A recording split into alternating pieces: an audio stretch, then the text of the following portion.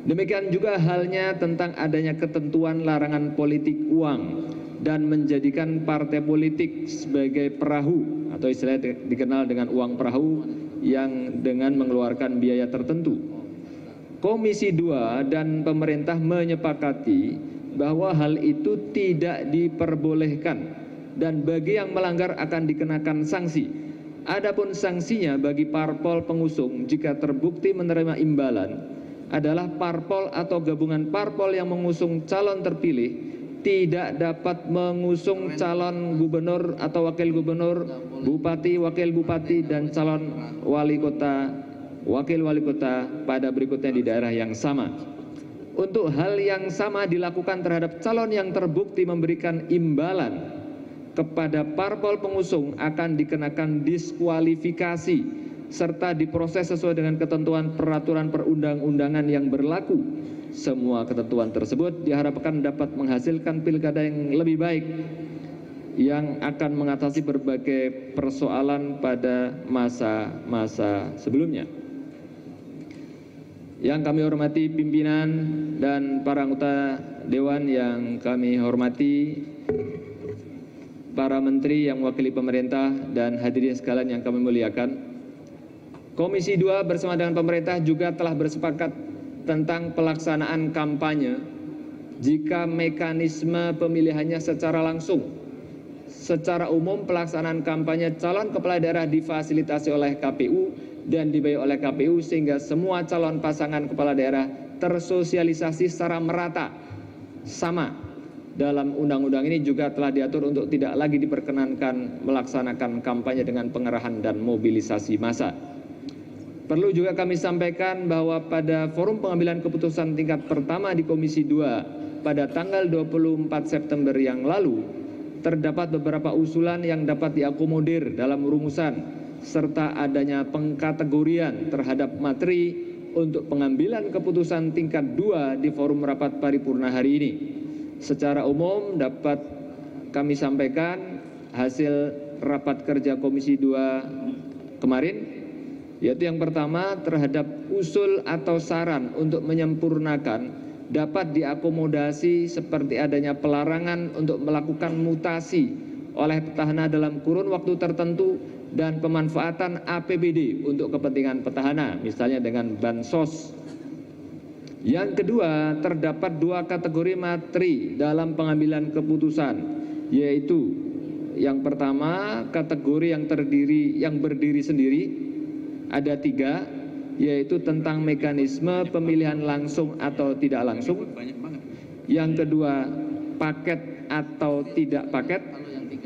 Paket yaitu dipilih kepala daerah dan wakil kepala daerah, dan tidak paket hanya kepala daerahnya saja yang dipilih. Dan yang ketiga tentang politik kekerabatan atau politik dinasti. Kemudian kategori yang kedua yang diputuskan sebagai akibat dari pilihan nomor di atas, nomor pertama tadi, jika mekanisme pemilihannya secara langsung, yaitu ada usulan proses rekapitulasi yang berasal dari TPS dilakukan secara berjenjang melibatkan PPS, PPK, sampai KPU seperti yang berlangsung hari ini. Ada juga usulan untuk melakukan rekapitulasi dari TPS langsung ke KPU kabupaten kota. Jika itu dilaksanakan untuk pemilihan bupati wali kota maupun untuk pemilihan gubernur. Yang kedua, proses penentuan pemenang pilkada dilakukan berdasarkan perolehan suara terbanyak sehingga hanya dilakukan 1 putaran saja. Hal ini terkait dengan adanya perubahan pengajuan syarat calon, yaitu ditingkatkan dari tadinya 15% kursi menjadi 20% kursi atau 20% suara menjadi 25% suara. Jadi persis seperti Pilpres. Jadi sekarang yang bisa mengajukan adalah fraksi atau gabungan fraksi atau partai yang memperoleh 20% kursi atau 25% suara di tingkat DPRD. Dengan demikian, maka calon yang akan berkompetisi menjadi sedikit. Itu alasan pengusulan pilkada 1 putaran.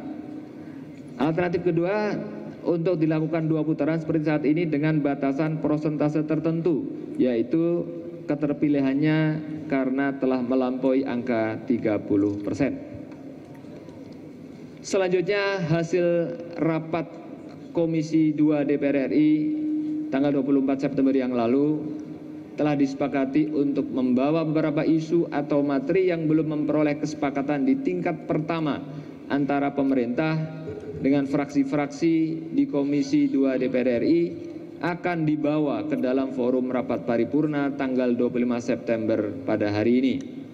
Adapun materi yang masih memerlukan pembahasan dan sekaligus untuk diambil keputusannya dalam forum rapat paripurna ini adalah sebagai berikut.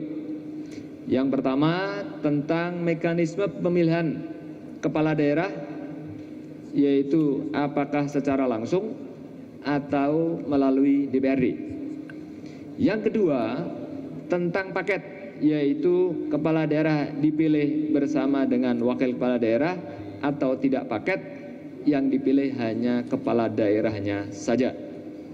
Yang ketiga, tentang syarat tidak adanya konflik kepentingan dengan petahana atau yang dikenal dengan politik dinasti, dengan penjelasan bahwa tidak boleh memiliki ikatan perkawinan dan darah lurus ke atas, ke bawah dan ke samping, serta adanya jeda 5 tahun, yaitu 1 periode bagi yang memiliki hubungan kekerabatan dengan petahana jika hendak maju sebagai calon. Yang keempat, tentang proses rekapitulasi, ini khusus ya, karena kami menyiapkan RUU ini dalam 2 draft. Draft yang pertama RUU yang langsung, draft yang kedua RUU tidak langsung atau melalui DPRD.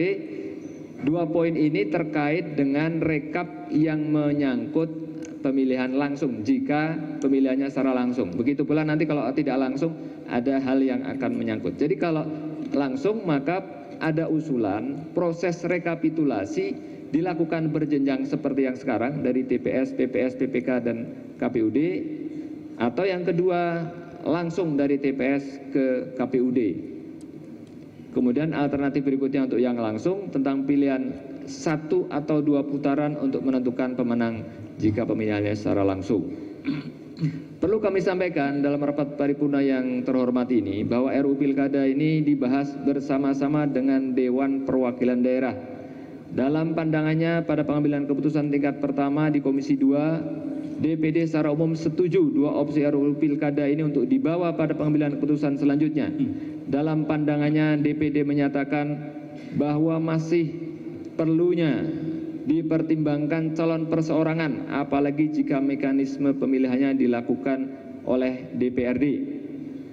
Pandangan tersebut sesungguhnya telah diakomodasi di dalam draft rancangan undang-undang tentang pilkada, baik itu yang versi langsung maupun DPRD, terdapat dalam pasal-pasal diakomodasinya calon perseorangan atau calon independen dengan adanya dukungan dengan syarat jumlah tertentu.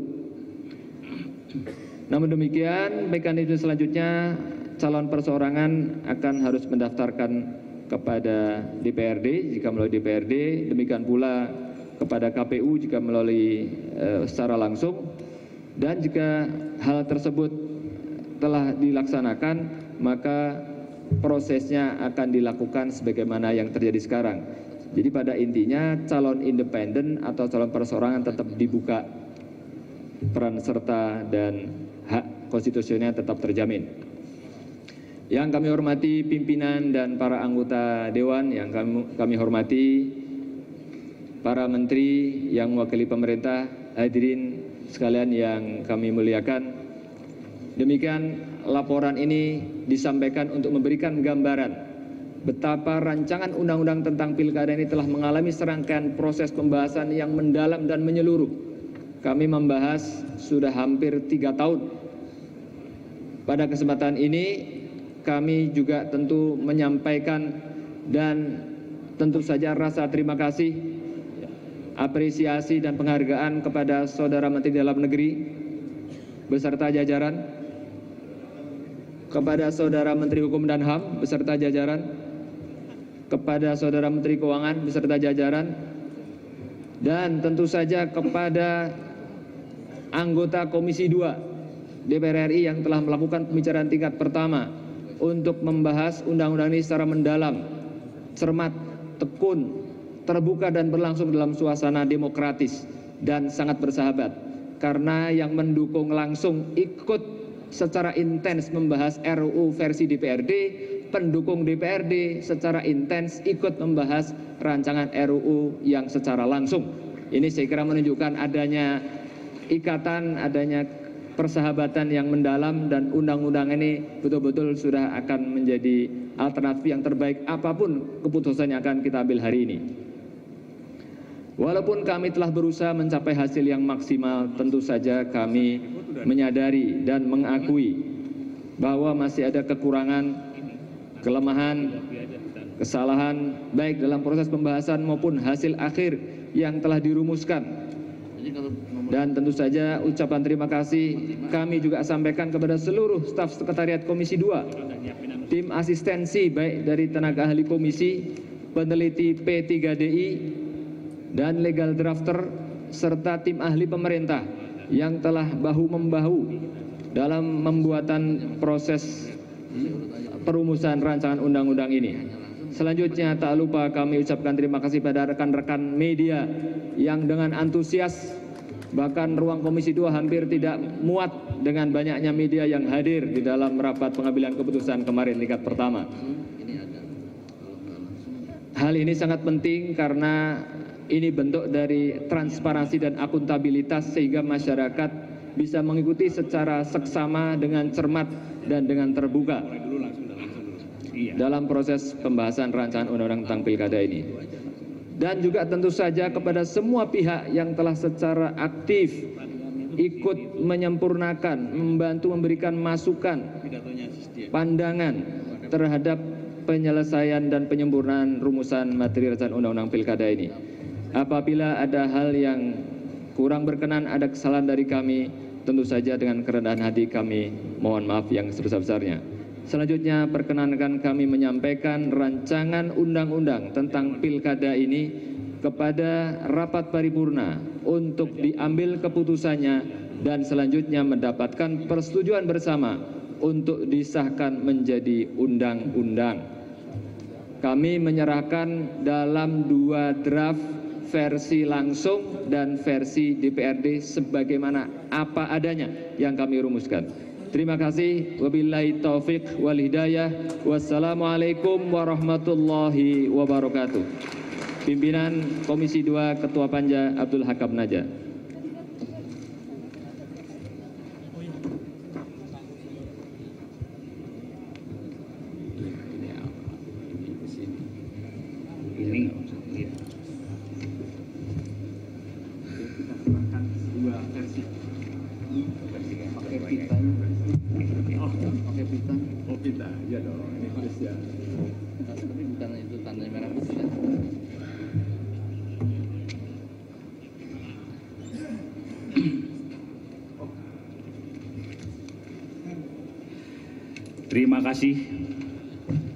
Terima kasih.